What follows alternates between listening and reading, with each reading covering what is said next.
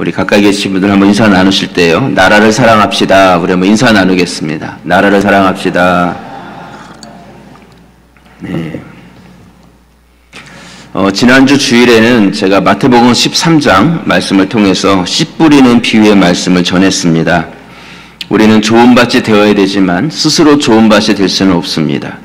죄로 인해 우리는 죽은 밭이 되었기 때문에 거룩하고 생명 대신 예수 그리스도의 씨가 이 죽은 밭인 우리 이 마음밭에 심겨져야지만 옥토와 같은 생명과 살아있는 밭으로 우리가 변화될 수가 있습니다.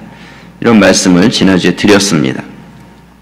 제가 이렇게 말씀을 전했더니 지난주 저녁에 저희 아내가 저한테 그런 질문을 하더라고요. 그렇다면 우리가 할 수 있는 일은 아무것도 없습니까? 하나님께서 다 해주신다면 우린 수동적으로 그냥 기다리기만 하면 되는 것입니까? 그래서 제가 그 질문을 이렇게 들으면서 우리 성도님들도 동일한 생각을 가질 수 있겠구나, 그런 마음이 들었습니다. 오해하지 말 것은요, 좋은 밭이 되기 위해서 우리가 노력할 그것은 없지만 생명의 씨앗 대신 예수 그리스도께서 우리 마음에 찾아오셨다면 우린 농부가 그 씨앗이 자라고 열매 맺게 하기 위해서 수고하고 노력하고 최선을 다하듯이 우리의 삶 속에서 우리 열정과 또한 최선의 삶을 이렇게 살아가야 합니다. 죽은 자가 살아나는 것은 우리가 할 수 있는 일이 아니지만 우리가 생명을 얻었다면 이제는 생명 가진 자의 그 삶으로 우리가 열정을 가지고 살아가야 하는 것입니다. 올해는 3.1운동이 일어난 지 100주년이 되는 해입니다. 3.1운동은 일제강제 침략에 반대해서 비폭력 저항운동으로 1919년 3월 1일 일어났습니다. 당시에 목사이면서 독립운동가였던 김양선 목사는요, 우리 기독교인, 그리스도인에 대해서 이렇게 표현을 했습니다. 예수교 교인만이 참혹한 식민 정책에서 소망을 포기하지 않았던 유일한 부류의 국민이었다. 그만큼 우리 기독교인이 아무것도 하지 않고 뒷짐지고 있었던 것이 아니라 나라를 위해서, 나라의 아픔을 위해서 기도했고 헌신했고 희생하고 나라 회복을 위해서 열정을 다한 그런 자들이 바로 우리 그리스도인들이었다는 것입니다. 여러분, 그리스도인들은 다른 사람들이 가지지 못한 복음을 가졌기 때문에 더 열정적이고 또한 더 최선의 삶을 우리는 살아가야 합니다. 러일 전쟁에서 일본이 승리한 후에 1905년 11월 17일 대한제국과 일본이 서로의 외교에 대한 조약을 맺는데 대한제국의 외교권을 일본에 양도한다는 양도조약을 맺습니다. 그래서 대한제국은 외교권을 일본에게 다 넘겨주게 됩니다. 외교권이 없다는 것은 어떤 것을 의미하냐면 제3국, 다른 나라에서 보기에 이제 더 이상 이 대한제국, 대한민국이라는 나라와 외교를 할 수 없는, 그러니까 더 이상 이 땅 가운데 존재하지 않은 나라가 된 것입니다.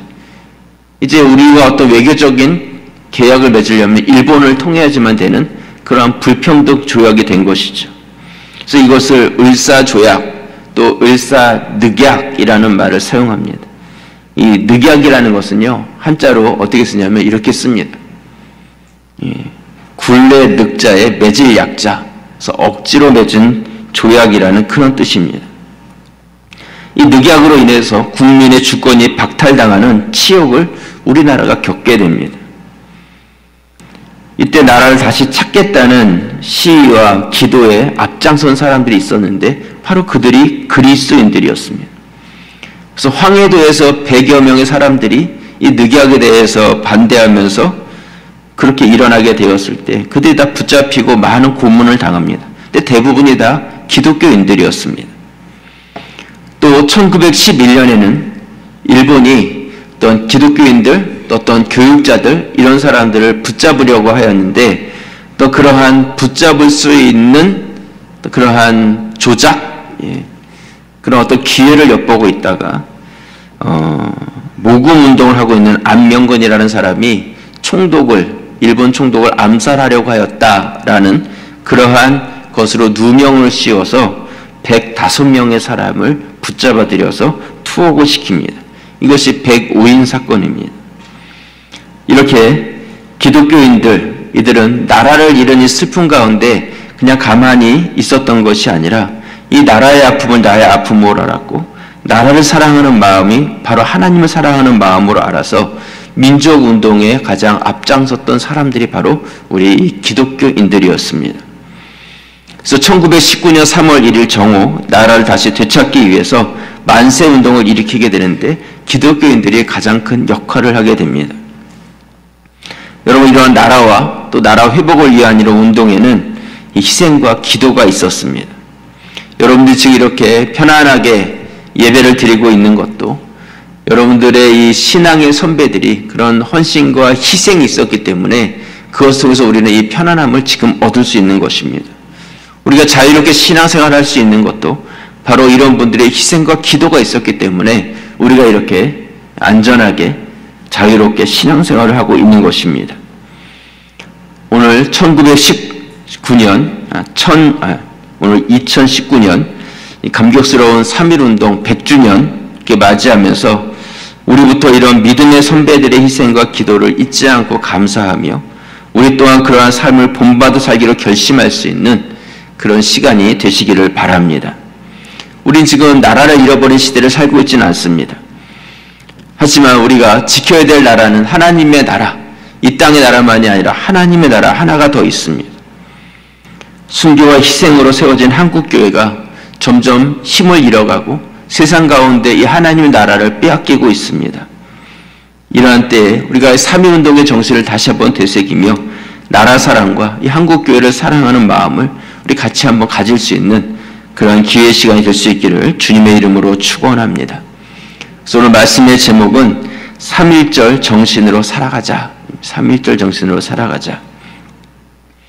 오늘 이 본문의 말씀은요, 70년간 나라를 잃어버리고 예루살렘의 재건을 꿈꿨던 느헤미야의 말씀입니다. 느헤미야는 말씀 속에서 우리가 발견해야 될, 느헤미야 말씀 통해서 우리가 발견해야 되고 본받아야 될 그러한 3.1절 정신이 이 안에 이렇게 잘 담겨져 있는 것을 우리 묵상을 통해서 알 수 있습니다. 여러분, 100여 년 전에 어떻게 수많은 그리스도인들이 이 대한독립 만세를 외치면서 같이 이 일에 동참을 할 수 있었다고 생각을 하십니까? 저는 그것이 이 사람들의 마음이 다 하나로 공감되었기 때문이다 이렇게 생각을 합니다. 그들은 이 시대를 공감한 사람들이었습니다. 민족의 아픔에 대해서 그것에도 같이 공감하고 나의 아픔으로 여겼고 또한 그 민족의 어려움을 나의 어려움으로 그들이 공감하였기 때문에 이 일에 같이 마음을 두고 함께 할 수 있었습니다. 여러분, 우리는 이 3.1절 정신을 갖기 위해서는 바로 이 공감하는 마음을 여러분들 안에 회복하셔야 합니다. 오늘 본문에 나오는 느헤미야가 바로 그런 공감의 사람이었습니다. 느헤미야는 바사 땅에 살고 있었습니다. 포로로 끌려왔던 유다의 자손이었습니다. 태어날 때부터 포로고 종으로 태어난 사람이었고, 하지만 그럼에도 불구하고 나는 이 페르시아 바사의 사람이 아니라 나는 유대인이라는 그러한 하나님 백성에 대한 정체성을 그는 잊지 않고 있었습니다. 여러분, 우리가 세상 가운데서 여러분들이 살아가지만 여러분들이 세상 안에서 나는 하나님의 백성이라는 그 정체성을 잃어버리지 마시기를 바랍니다. 느헤미야는 유대인으로 자기 민족의 땅인 예루살렘에 대한 관심을 많이 가지고 있었습니다. 이때 자기 형제 중에 하난이라는 사람과 몇몇 사람이 예루살렘에 다녀오게 됩니다. 그리고 그것에서 궁금해하며 대화를 나누게 됐죠. 오늘 느헤미야 1장 1절 말씀 보시면 하가랴의 아들 느헤미야의 말이라 아닥사스다 왕 제20년 기스르월에 내가 수상궁에 있는데 내 형제들 가운데 하나인 하나니가 두어 사람과 함께 유다에서 내게 이르렀기로 내가 그 사로잡힘을 면하고 남아있는 유다와 예루살렘 사람의 형편을 물은즉 3절 함께 읽겠습니다. 그들이 내게 이르되 사로잡힘을 면하고 남아있는 자들이 그 지방 거기에서 큰 환난을 당하고 능욕을 받으며 예루살렘 성은 허물어지고 성문들은 불탔다 하는지라. 예루살렘을 다녀온 이 하나님과 두어 사람에게 느헤미야가 질문을 했을 때 예루살렘 형편을 묻죠. 남은 자들은 환난과 능력을 당했고 무너지고 불에 타는 그런 일이 있다. 그 소식을 듣습니다. 마음 아픈 소식이죠. 하지만 지금 이 느헤미야가 살고 있는 이 바사 땅과 예루살렘의 그 거리는 1200km가 훨씬 넘는 거리입니다. 그러니까 여기서 부산까지 거리 한 3배 정도 되는 굉장히 멀리 떨어져 있는 거리죠. 또 예루살렘은 자기가 태어나서 자란 어떤 추억이 있는 그런 땅이 아닙니다. 자기는 그냥 포로의 후손으로 여기서 태어난 사람이었습니다. 그냥 안 됐네 하고 그냥 혀를 차고 끝날 수도 있는 그러한 대화였습니다. 실제로 많은 바사 땅에 살고 있었던 포로로 끌려온 그 유다의 후손들이 예루살렘의 소식에 대해서 마음 아파했겠지만 하지만 그 일에 대해서 별로 내 일이라고 생각하지 않았습니다. 별로 나랑 상관없는 일이라고 생각했습니다. 하지만 느헤미야는 그렇지 않았습니다. 그 소식을 듣고 너무 마음 아파하고 수일 동안 울고 하나님 앞에서 금식하며 기도했다. 그렇게 말씀합니다. 오늘 느헤미야 1장 4절 말씀, 우리 말씀을 함께 읽겠습니다. 내가 이 말을 듣고 앉아서 울고 수일 동안 슬퍼하며 하늘의 하나님 앞에 금식하며 기도하여. 여러분, 이게 공감이에요. 공감하는 마음. 여러분, 지금 우리는 이 공감하지 못하는 그런 시대를 살고 있습니다. 우리라는 그런 단어보다 나라는 단어가 더 중요한 시대입니다. 함께 기뻐하고 함께 슬퍼하지 못합니다. 나에게 너무나 집중되었기 때문에 다른 사람들의 상황과 형편이 어떤지, 그들의 마음은 어떤지에 대해서 별로 헤아리지 않습니다. 내가 중심이 되어버렸어요. 공감하지 못하는 시대죠. 예수님께서도 이렇게 말씀하십니다. 마태복음 11장 16절 말씀 보시면 이 세대를 무엇으로 비유할까? 비유하건대 아이들이 장터에 앉아 제 동물을 불러 17절 함께 읽겠습니다. 이르되 우리가 너희를 향하여 피리를 불어도 너희가 춤추지 않고 우리가 슬피 울어도 너희가 가슴을 치지 아니하였다 함과 같도다. 동물을 불러서 내가 피리를 불면 그 피리 소리에 맞춰서 춤을 춰줘야지 되는데 춤을 추지 않습니다. 반응이 없어요. 공감하지 않는 것이죠.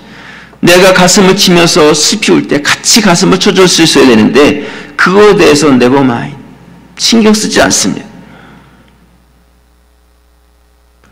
여러분, 공감이 필요합니다. 이런 공감하는 자들을 통해서 하나님의 역사가 일어납니다. 만약 1919년 3월 1일 독립선언서를 인쇄를 합니다. 여러분들이 좀 편하게 보실 수 있는 독립선언서를 오늘 주보에다 넣어드렸는데요. 넣어드린 이유는 한번 여러분 꼭 읽어보시라고 넣어드린 것입니다.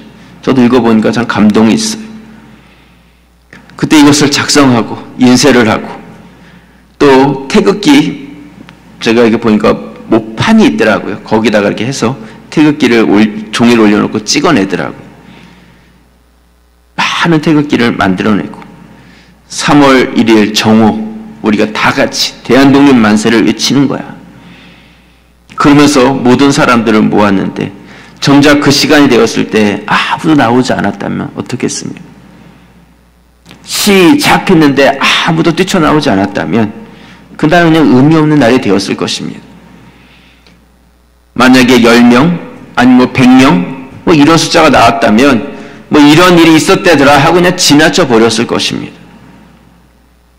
하지만 만세운동은 계속 지속됐고 3월 1일부터 4월 30일까지 2달 동안 그 만세운동에 동참했던 사람의 수가 46만 3천여 명이 되었다. 이렇게 통계하고 있습니다. 이렇게 많은 사람들이 이 일에 같이 했고 동참했고 같이 그 일에 공감하였기 때문에 전 세계가 이 대한민국이라는 나라를 주목해서 보게 되었고 이 사람들이 일본 밑에 있는 것이냐 우린 좋아요가 아니라 이 사람들이 가지고 있는 뜻과 의지가 무엇인지를 전 세계가 알게 되는 그런 계기가 된 것입니다. 이 공감이 주는 그런 힘이 여기서 나오는 것입니다. 여러분, 느헤미야는 예루살렘 소식을 듣고 금식하면서 기도했습니다. 그 기간이 어느 정도 되었냐면 40일 정도 되었습니다. 40일 동안 오랜 시간 슬퍼했고, 또한 그가 하나님 앞에서 금식의 시간을 가졌고 기도의 시간을 가졌습니다. 그가 맡고 있는 위치가 왕의 술을 맡은 관원이었는데, 왕이 보기에도 느헤미야의 얼굴에 뭔가 수심이 가득하고 그의 몸이 말라가는 그런 모습을 보았습니다. 그래서 느헤미야 2장 1절 말씀 보시면요, 아닥사스다 왕 제20년 니산월에 40일이 지난 거예요. 왕 앞에 포도주가 있기로 내가 그 포도주를 왕에게 드렸는데 이전에는 내가 왕 앞에서 수심이 없었더니, 2절 함께 읽겠습니다. 왕이 내게 이르되 내가 병이 없거늘 어찌하여 얼굴에 수심이 있느냐, 이는 필연 내 마음에 근심이 있음이로다 하더라. 그때에 내가 크게 두려워하여. 술을 맡은 관원이라면 당연히 왕의 마음을 기쁘게 하고 또 편하게 같이 대화를 나누고 마음에 편안함을 줄 수 있는 이런 역할을 해야 되는 사람인데, 정작 자기 얼굴에 수심이 가득하고 뭔가 그의 모습 가운데서 이런 변화를 왕이 느끼고 있었던 것이죠. 이것은 자신의 목숨이 위태로운 그런 일이었습니다. 그래서 오늘 말씀에 보면 느헤미야가 두려워했다 이렇게 말씀합니다. 하지만 우리가 이 말씀 속에서 느헤미야가 그냥 며칠 마음 아파하고 끝냈다더라, 그것이 아니라 그가 정말 깊이 같이 아파하고 공감하고 그 민족 예루살렘의 그러한 아픔의 그런 시간들이 계속 진행될 때 그것이 바로 나의 아픔으로 같이 아파하면서 진행해 왔다는 것을 우리는 알 수가 있습니다. 여러분, 이것이 바로 공감이고 이것이 바로 교회에 필요한 그런 공감의 마음입니다. 예배를 드립니다. 기도회가 있습니다. 수모임이 있습니다. 전도회별로 모임이 있습니다. 재직회가 있습니다. 청소가 있습니다. 우리 교회에서 어떠한 일들이 이렇게 같이 진행될 때 거기에 대해서 같이 맞장구를 쳐주고 알겠습니다 하고 같이 동참하고 함께 공감할 수 있는 이 마음이 지금 우리 가운데, 우리 교회 가운데 필요합니다. 근데 어떤 일들을 이렇게 진행하다 보면 그 사람이 그 사람일 때가 많습니다. 무엇이든지 어떤 일이든지 함께할 때 기쁨이 있고요, 함께할 때 그 일에 성취감이 있고 또 함께할 때 그 공동체를 건강하게 합니다. 근데 함께하지 못하면 어떻게 되냐면 일하는 사람은 그것이 노동이 되고요, 일하지 않는 사람은 그것을 지켜보는 평가자가 되어버리는 것입니다. 절대로 건강한 공동체가 되어줄 수 없어요. 서로 공감을 하고 한마음이 되어질 때만, 그때에서야 이 공동체를 건강하게 만들어갑니다. 여러분은 공감하는 분들이 되시길 바랍니다. 나는 잘 못해요. 잘하고 잘못하고는 둘째예요. 내가 잘 못한다 할지라도 같이 동참하고, 내가 일을 못하면 곁에서 붙잡아 주든지 아니면 곁에서 내가 일하는 자의 모습을 지켜만 봐줘도 그것만으로도 충분히 힘이 되는 것입니다. 여러분, 이 3.1절이 혼자서 된 일입니까? 절대로 아닙니다. 한 명 한 명씩 이 일에 대해서 같이 마음을 모으고 공감을 하고, 그래서 이 운동이 지속되면 지속될수록 더 많은 사람들이 이 운동에 동참했고 여기서 큰 힘이 나오게 된 것입니다. 예수님께서도 십자가를 치기 전에 제자들에게 너희가 깨어있어 나와 함께 기도해라 그렇게 말씀하십니다. 예수님을 알고 있었습니다. 제자들이 자신의 십자가를 대신 져줄 수 없다는 것, 십자가를 질 수 있는 자격 조건은 오직 죄 없으신 예수 그리스도 자신이라는 것을 알고 계셨어요. 그럼에도 불구하고 제자들에게 너희도 나와 같이 깨어서 같이 기도하라고 말씀하십니다. 왜 그러겠습니까? 같이 공감해 달라는 것입니다. 마태복음 26장 37절 말씀, 베드로와 세베대의 두 아들을 데리고 가실새 고민하고 슬퍼하사, 38절 함께 읽겠습니다. 이에 말씀하시되 내 마음이 매우 고민하여 죽게 되었으니 너희는 여기에 머물러 나와 함께 깨어 있으라 하시고, 그렇게 말씀하고 가셔서 기도하시고 오셨는데 제자들이 깨어 있었어요? 깨어 있지 못했습니다. 피곤해가지고 다 잠을 자고 있었습니다. 예수님께서는 잠자는 제자들을 깨우십니다. 그리고 다시 말씀하시죠. 마태복음 26장 40절 말씀 우리 함께 읽겠습니다. 제자들에게 오사 그 자는 것을 보시고 베드로에게 말씀하시되 너희가 나와 함께 1시간도 이렇게 깨어 있을 수 없더냐. 왜 공감해 주지 못하느냐? 왜 같이 이곳 잠시의 이 시간도 함께 해주지 못하느냐? 이것이 예수님의 마음이에요. 여러분, 교회 안에 공감하는 성도들이 되시기를 바랍니다. 불평하고 부정적인 것, 거기에 공감하라는 그런 뜻이 아니라 교회가 한 마음이 되고 그리고 교회가 하나 되는데 같이 공감해 달라는 것입니다. 어제 매일 성경 말씀 보면 바리새인들이 손을 씻지 않고 떡을 먹는 예수님의 제자들에 대해서 장로의 전통을 어긴다고 비방을 하는 말씀이 나옵니다. 이때 예수님께서 너희는 전통을 지킨다고 말씀대로 살아가야 된다고 그렇게 말하면서 오히려 그걸 핑계로 해서 너희 부모를 공경하지 않는 자다. 말씀을 지킨다고 하면서 나는 하나님께 드렸다고 고르반이 되었다고 이제는 내 부모에 대해서는 나는 책임지지 않고 난 하나님께 드렸으니까 부모는 신경 쓰지 않겠다고 말하고 있지 않느냐. 너는 전통을 지킨다고 하면서 오히려 하나님의 말씀을 폐하는 자가 되었도다. 외식하는 자들이 이사야가 잘 예언하였다. 이 백성이 입술로는 나를 공경하되 마음으로서는 하나님으로부터 멀도다. 입으로 들어가는 것이 사람을 더럽게 하는 것이 아니라 그 입에서 나오는 것이 사람을 더럽게 하는 것이다. 어저께 말씀하셨어요. 마태복음 15장 5절 말씀. 너희는 이르되 누구든지 아버지에게서나 어머니에게 말하기를 내가 드려 유익하게 할 것이 하나님께 드림이 되었다고 하기만 하면 6절 함께 읽겠습니다. 그 부모를 공경할 것이 없다 하여 너희의 전통으로 하나님의 말씀을 폐하는도다. 전통을 지킨다고 하면서 하나님 말씀을 지킨다고 하면서 오히려 하나님 말씀을 폐하고 있다는 것이죠. 지난 금요일에 한번 기도회 하면서 이태희 목사 모셔서 말씀을 전하실 때 하나님의 뜻이라고 하면서 자기 뜻을 고집한다는 거예요. 하나님의 말씀이라고 하면서 또 자기 생각을 관철시키려고 한다는 것이죠. 그래서 교회 안에서 우스갯소리로 예수와 그리스도가 서로 싸운다고 이런 이야기를 하셨습니다. 근데 저는 그 말씀을 들으면서 목사로서 두려운 마음이 들었어요.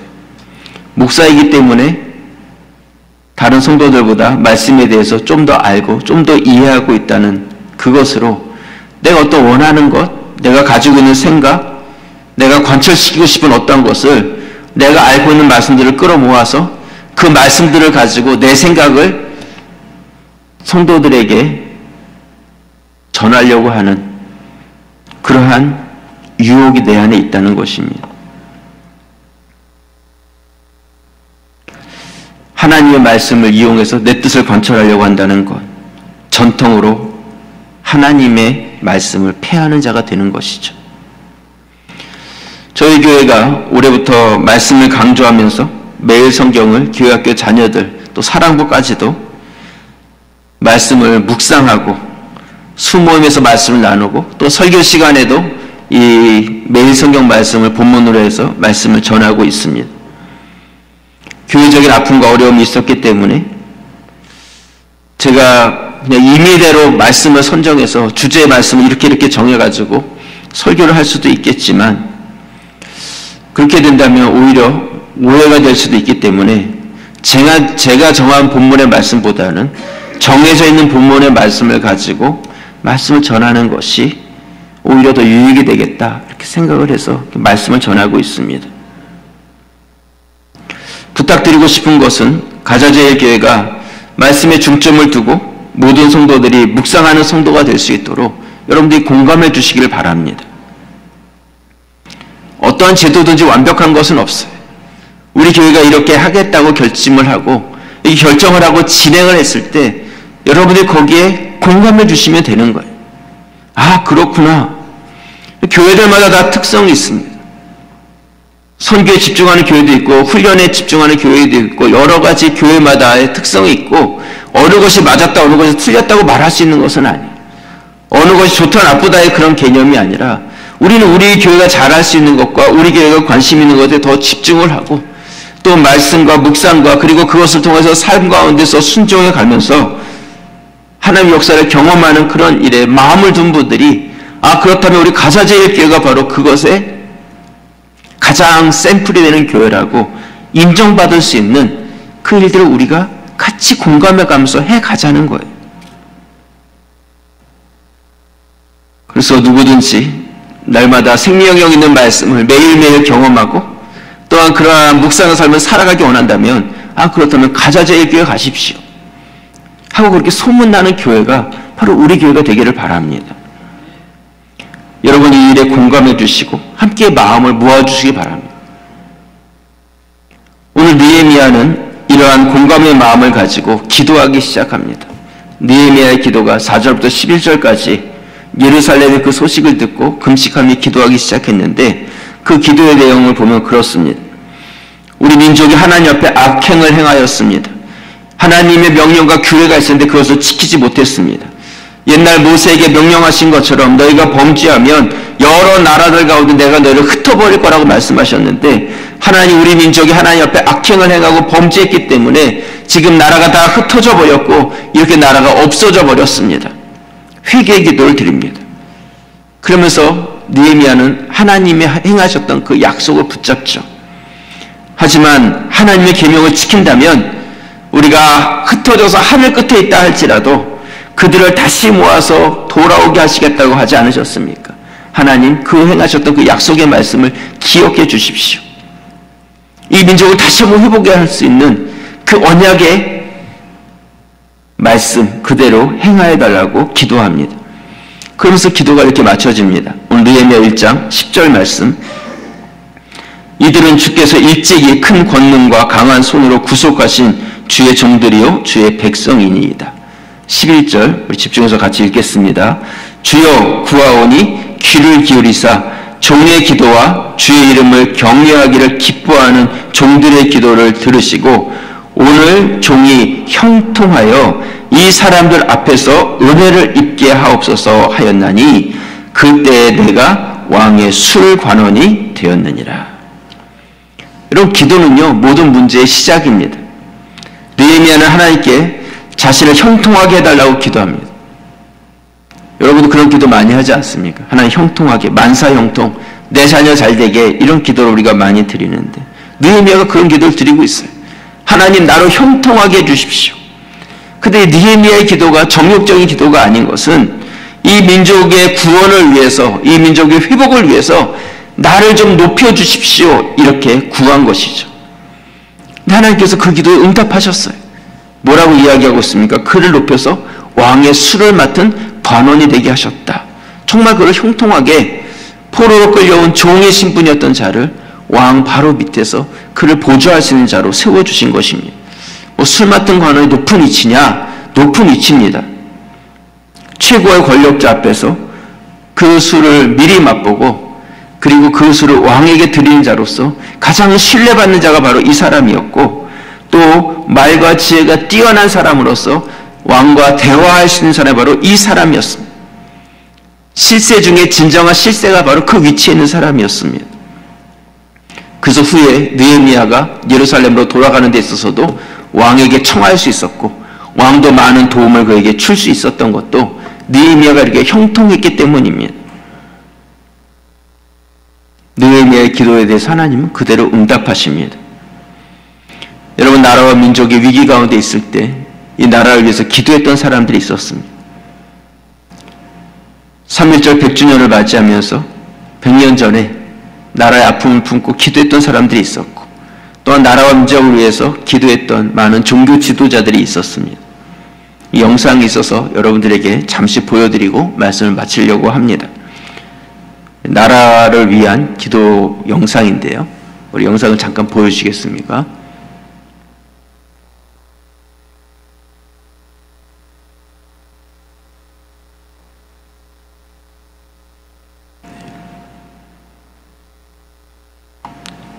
일부 때는 잘 나왔었는데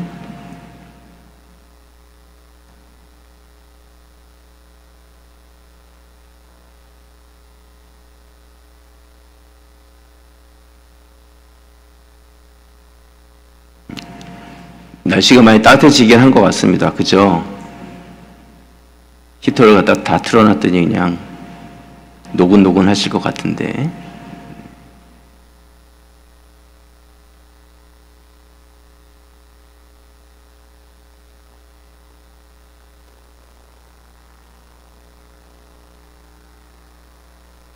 네, 불을 좀 꺼주시면 더 잘 보일 것 같습니다.